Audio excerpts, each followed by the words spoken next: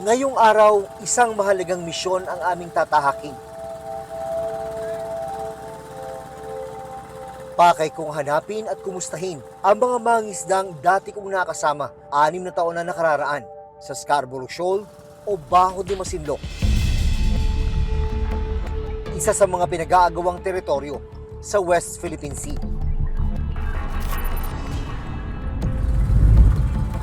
Sakay ng malaking bangka, sinamahan namin noong 2018 ang grupo nina Delphine at Kapitan Romel sa pagpalaot nila sa Scarborough Shoal. 124 nautical miles lang ang layo nito mula sa Masinloc, Zambales. Pasok sa 200 nautical mile Exclusive Economic Zone o EEZ ng Pilipinas. Mga barko at speedboat ng China Coast Guard ang aming inabutan. Ang isang speedboat nilapitan ng aming bangka. Talaga Masinloc, karahatay lang namin. Ang kanilang pakay, manguha ng mga bagong huling isda. We have bread. You want bread? What do you want? Snowfish. Fish. Fish. Fish. Sa isang video na nakuha ng Reporter's Notebook, makikita ang ilang Chinese Coast Guard na sumampa sa bangka ng mga Pilipinong mangingisda. Isa-isa nilang pinili at pinuno ng magagandang klase ng isda ang kanilang banyera. Labag man sa loob nila ang pangunguha ng China Coast Guard, wala naman daw silang magawa. Para kaming magnanakaw sa sarili nating karagatan. Pero mas may malala pa pala silang sinapit sa kamay ng China Coast Guard. Dahil si Mang Delphine, pinsan ng ninakawan at sinaktan ng mga dayuhan. Ayaw ko sanang ibigay dahil nakamarang sa pamilya ko.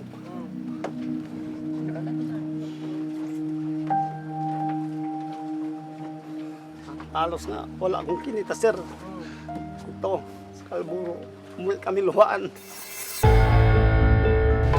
We are carrying out a routine patrol under the sea area of the People's Republic of China. This is a traditional fishing ground, right? Makalipas ang 6 na taon, may nagbago ba sa kanilang mga buhay?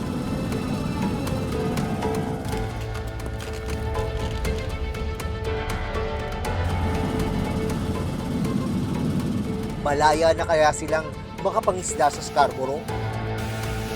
Lakas. Lakas ng pressure niya.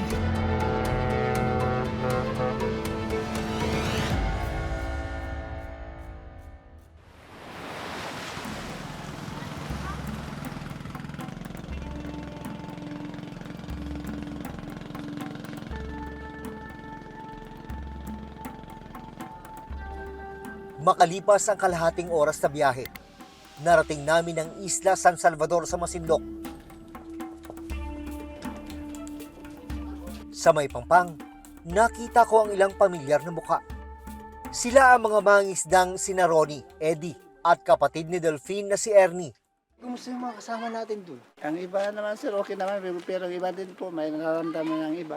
Nararamdaman ninyo yung mga sakit na? May mga sakit na din po ng iba. Kahit ako din po, sir, may sakit na din ako. Nagmimintan din ako.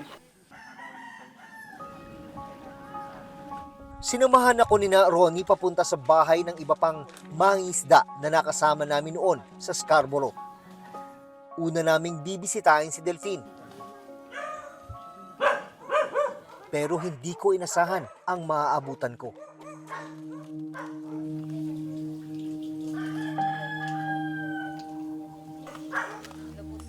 Si Delphine, ano?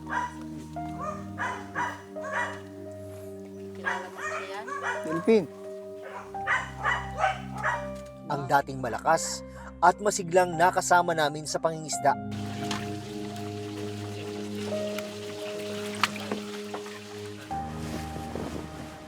Ako kapatayan ako, may sahabagan naman ako. Bihag na ng isang papag ngayon. Diyan ba na siya? Hindi ba? Scarborough. Ay, naway ko na ako. Oo. Hirap man, mababakas kay Delphine ang kagustuhang makapagsalita.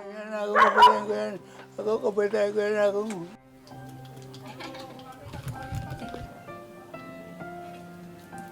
Ako wala na. Naalala mo yan, tingnan mo. Tingnan mo. Wow! Unang pitik. Oh. Unang pitik. Huli agad. Sino yan? Dito pala siya, no? Ikaw yan.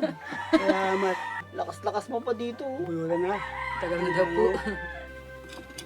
Kwento ng asawa ni Delphine na si Gigi, taong 2020, nang atakihin sa puso si Delphine. Sumama po siya lumaot. Nang bababa na daw po siya, bigla na lang po daw siyang natumba.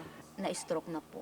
Kaya nagkaganyan na siya? Opo. Hindi ko na siya makausap. Kala ko po, mawawalan na din po siya ng araw na yun.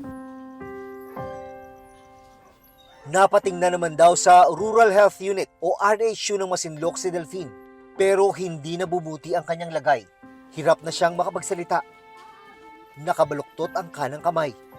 At madalas nananakit ang kanang hita. Hindi na rin siya makalakad. Mula noon, hindi na raw muling nakabalik sa Scarborough si Delphine. Isa sa sinisisi ni Gigi sa nangyari sa asawa, ang mga naranasang harassment sa Scarborough Shoal. Ayaw ko sanang ibigay. Dahil naaaran ako sa pamilya ko.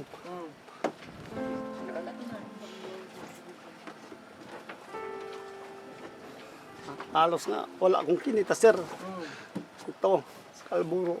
Umuwi kami luhaan. Sa Scarborough, walang kinita. Kaya yun ang ayaw ko. Kailan yan, sir? Itong December, December lang, sir. oh, kinawit pa ako dito sa lig na ayaw kong ibigay yung pana ko. Ngayon, pinipirsa nila.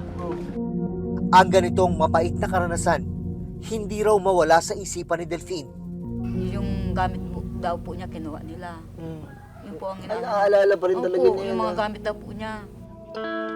At kahit bihag ng karamdaman, hindi raw nawawala kay Delphine ang kagustuhang makabalik sa Scarborough Shoal. Habang nagkukwentuhan tayo, umiiyak ka nga Sama ka pa daw doon, siguro. Gusto ka pa daw sasama doon. Salamat. Salamat Punta ka daw doon, po. punta ka doon. Pupunta Tayo ka tayo. doon. Laban-laban. Laban-laban daw, laban-laban daw po siya Lalaban doon. tayo doon. Ano? Lagi ba niya nababanggit pa rin yung Opo. Scarborough? Yun po, parang niya po nababanggit. Paano Sabi niya niya po, binabanggit? sa atin yun. Hanggang ngayon. Opo, pupunta pa daw siya pag malakas din daw po siya. Dahil hindi makapagtrabaho, umaasa sila ngayon sa tulong ng mga anak. Kagaya ganyan po, hindi ko siya maiwanan. Gusto ko maghanap buhay, hindi ako makapaghanap buhay. Kawawa na po siya pag ganyan po, dudumi siya. Wala pong mag-asikaso sa kanya. At gustuhin man daw nilang maipagamot si Delphine. Kulang na kulang sila sa pantustos. Dagdag na hamon din ang pagdadala sa kanya sa ospital. Kailangan pang tumawid ng dagat para makarating sa bayan ng Candelaria, kung saan naroon ang ospital na pwedeng tumingin kay Delphine. Ang layo-layo po, bago wala pa kaming sariling bangka na isakay siya, hindi pwede po sa bangkang malaki. Kasi hindi po siya nakakalakad. Hindi. Dito lang. Nagdadasal po ako na sana po may tutulong sa amin.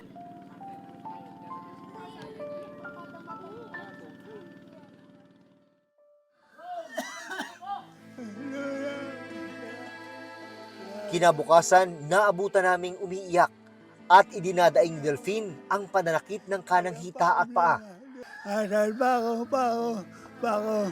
Utang pa ako. Mula. Kung saan po, pag gabi yan, umiiyak. Talagang sakit daw yung paa niya, kamay niya. At daw masakit. Kaya agad kaming nakipag-ugnayan sa health worker ng barangay San Salvador at lokal na pamahalaan ng Masinloc para matulungan si Delphine.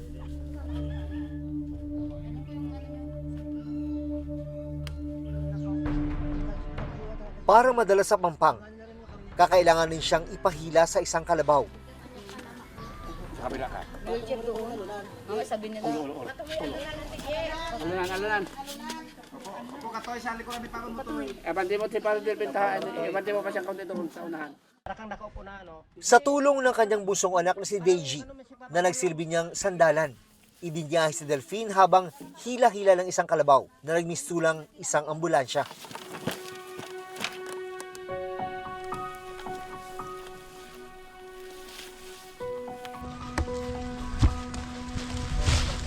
Hirap na nga sa kanyang kondisyon, dagdag pasakit pa ang kawalan ng maayos na kalsada sa kanilang lugar.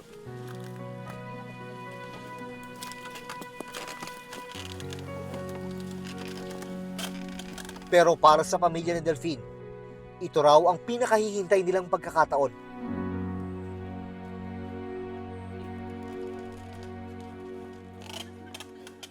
Matapos ang kalahating oras, narating namin ang Pampang.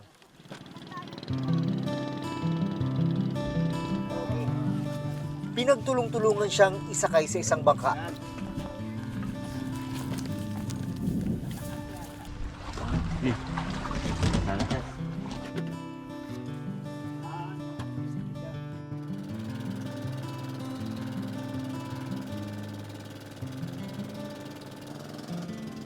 Nang makarating sa bayan, inilipat naman si Delphine sa isang ambulansya.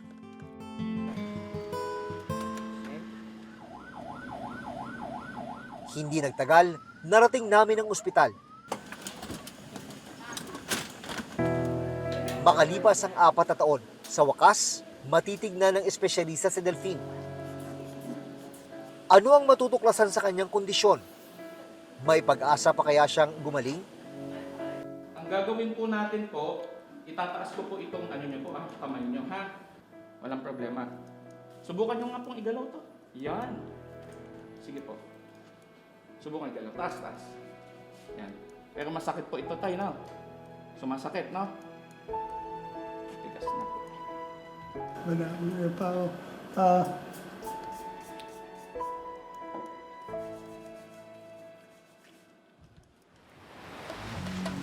Samantala, sa aking pagdalaw sa isla San Salvador, nabanggit ni Ronnie na ilang buwan na silang hindi makapangisda sa Scarborough. Yung policy ng China nga ng June 15, nahuhulihin daw kami lahat ng mga isda. So may tapon din po na ano nangyari. May sumubok ba sa inyo? Wala na po hanggang ngayon.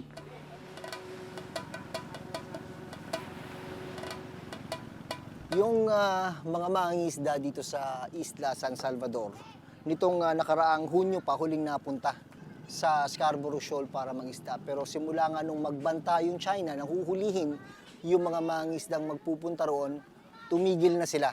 Kaya yung mga mangingisda dito na lang sa municipal waters ng Masinloc, Zambales. Tingnan natin kung ano nga ba yung kanilang mahuhuli kung nandito lang sila sa municipal waters.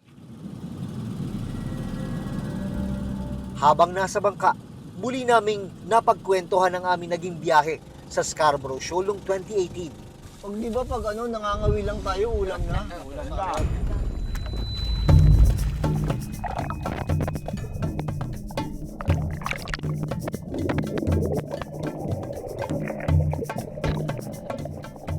Wow! Ulang pitik. Oh. Ulang pitik. Huli agad.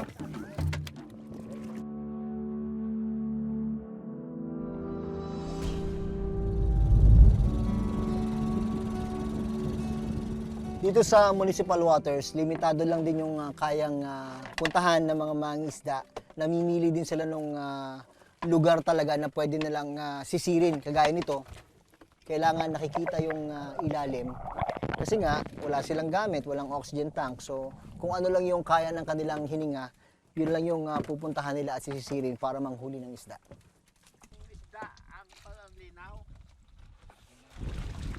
6 na taon na lumipas mula nung nakasama ko yung grupo ng mga mangingisdang ito. Ganun na ganun pa rin, halos wala pa rin nagbago. Tingnan mo naman yung mga gamit nila. Kinakalawang, ito, yung mga pangpana, mga goggles nila, lumang-luma. Ganyan ang buhay ng mga mangingisda dito sa Masinloc, Zambales.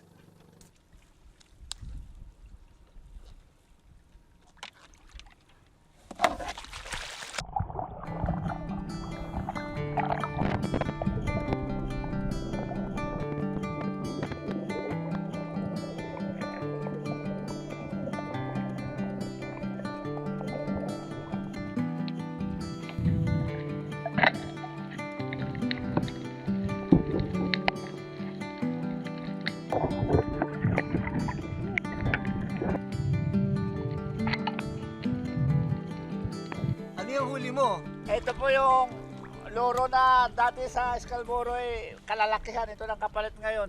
Parang duwende na lang. Parang hindi na lang, sir. Wala. Grabe. Gawing hirap. Pag sumubok kayong bumalik ng Scarborough, anong mangyayari sa inyo? Hindi ka sigurado kung anong mangyayari sa'yo doon. Malay, baka bigla kang banggain na naman doon. O hindi alam pa mangyayari sa pan.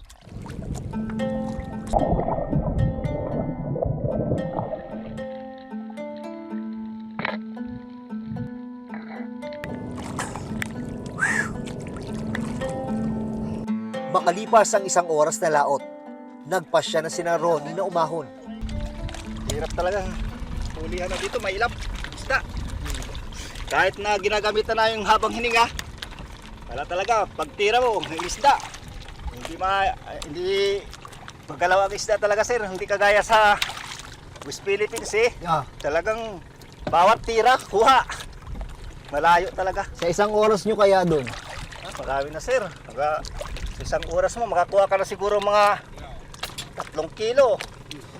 Eto, may 1 Kilo. kilo ba ito? Sir, May 1 kilo ba tayo ngayon? malakas. Wala, no? Ang kaunting huli ngayong araw, paghahatian pa ng grupo. Puwat ng itong may banta ang China. Kaya natakot yung iba. Siyempre ayaw din nila makulong siguro. Kaya yun, wala nang lakas loob na pumunta. Masakit isipin na ang ating mga mangisda hindi makalaot sa sarili nating teritoryo. Tapos makikita mo sa TV yung barko ng natin. Coast Guard at saka Bipar, binabaga na lang, nabubutas. Kami pa kayang kahoy ang sinasakyan.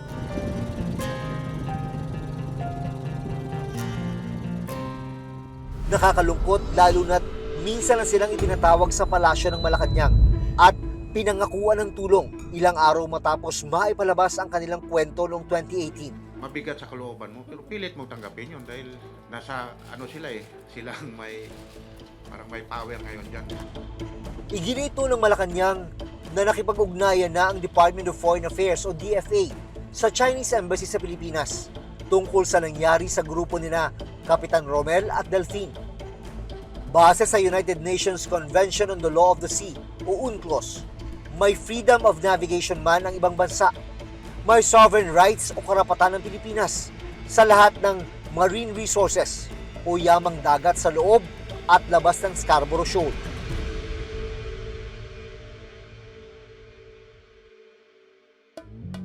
Binigyan din sila ng mga bangka. Ang problema, hindi naman nila ito mapakinabangan. Bakit nga ba hindi napapakinabangan ito? Dahil po, sir, sa marami pong kakulangan, nung inano po namin to, ini-estimate po namin sa gagawa, ang pinaka-budget niya po dito, nasa 100,000 pa ang kagastusin daw pa po namin. Sana po, saan po kami kukuha ng ganun pong halaga? Ay halos pangbili po namin pagkain namin po, hirap. Samantala, pagdating nila Delfin sa ospital, agad siyang sinuri.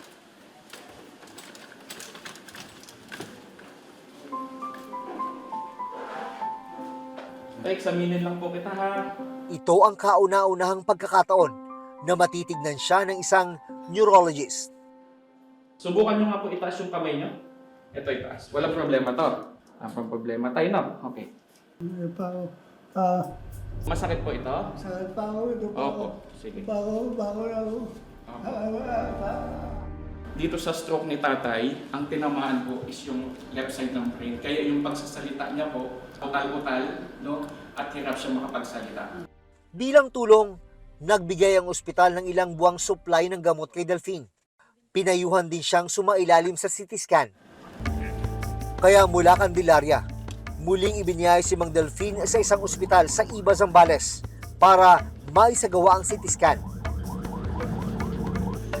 Sa ngayon, maliban sa mga gamot, kakailanganin din ni Delfin ang physical therapy para unti-unting maigalaw ang kanyang kanang kamay at paa. Pero sa grupo na Delfin na aking nakasama noon, isa pa nilang kasama ang hindi ko pa nahahanap. Ang kapitan ng bangka na si Romel Sihuela. Sa grupo ng mga mangisdang nakasama ko noon sa Scarborough, isa pa nilang kasama ang hindi ko pa nahahanap. Ang kapitan ng bangka na si Romel Sihuela. Sumunod naming pinuntahan ang kanilang lugar. Dito, sinalubong ako ng kanyang anak na si John Lester. Bago namin puntahan si Kapitan Romel, isinama niya muna ako sa daungan ng mga bangka sa kanilang lugar. Yang nakikita nyo sa aking likuran, yan yung mothership na sinakyan namin papuntang Scarborough Shoal sa dalawang pagkakataon noong 2018. Yun nga lang nakakalungkot dahil ito na lang yung natira sa mothership dahil naabandon na raw ito. Pero si John Lester, may isa pa palang masamang balita. June 1, 2022, sabi ng airmat ko na may nararamdaman lang daw siya dito sa likod.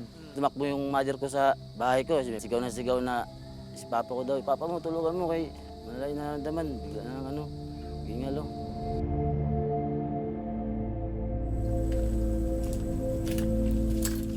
Isinama kami ni John Lester sa kinaroroonan ni Cap Romel. Nagulat ako sa aking nalaman.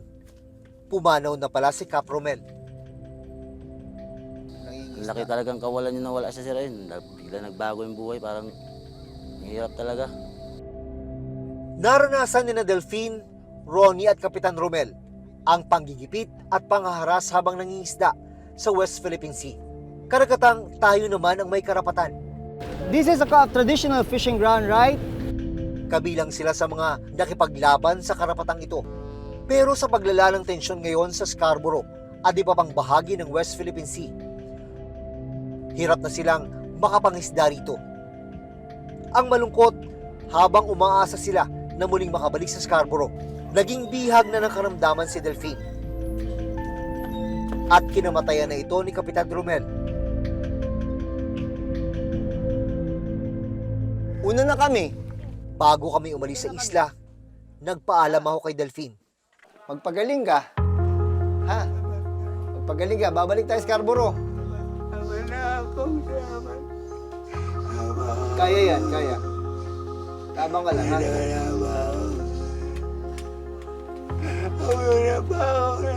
Pag magaling ka na, balik tayo sa Scarborough. Ha? Balik tayo. Ha? Balik tayo. Sama tayo doon. Oo.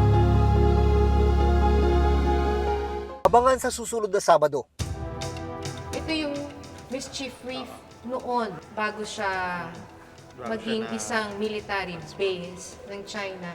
To create those artificial islands, they had to get the corals along the side. About 17 coral reefs. Equivalent to how many Tubataha reefs? That's about 8. About 8 Tubataha reefs. Para lang sa isang ganito. Huwag tayong magpapatakot. Huwag tayong pasisiil, huwag tayong luluhod.